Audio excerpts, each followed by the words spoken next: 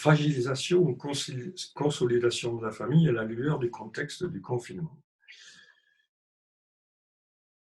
Ah, ça me semble manifeste compte tenu de la grande diversité des familles, de la grande complexité des fonctionnements familiaux, que les 2 sont des processus qui ont été à l'œuvre. C'est-à-dire, il y a une fragilisation de la famille, dans un certain nombre de cas, des tensions qui ont été exacerbées, qui vont peut-être parfois amener à des ruptures ou en tout cas à des difficultés accrues, voire même favoriser des violences, hein, qu'elles soient conjugales ou parentales. Et puis, dans un certain nombre de situations, et pas forcément d'ailleurs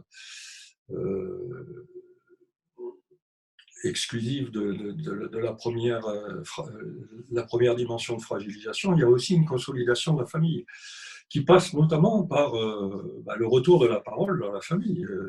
L'un des grands effets du confinement, ça a été que les différents membres de la famille ont pu parler beaucoup plus qu'ils le faisaient jusque-là entre eux, et ont pu développer ou réaffirmer ou réassurer des liens qui étaient des liens certes donnés, mais qui pouvaient parfois avoir tendance à se déliter.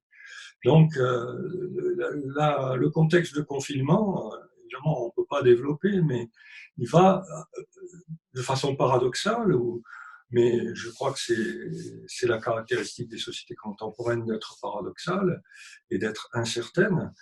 Il va à la fois contribuer à fragiliser la famille et à la consolider.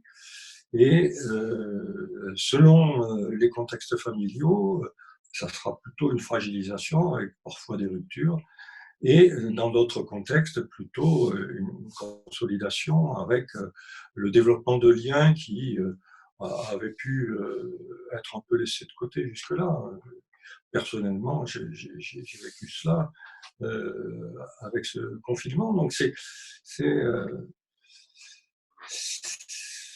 un processus à double tranchant en quelque sorte, et, et qu'il ne faut pas vivre de façon négative.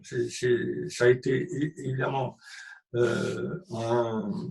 une obligation, quelque chose que l'on n'a pas pu du tout maîtriser, mais certains en ont profité en quelque sorte pour remettre en place un certain nombre de choses qui s'étaient délitées ou approfondir des questions qui étaient restées en attente, et ça peut être aussi positif.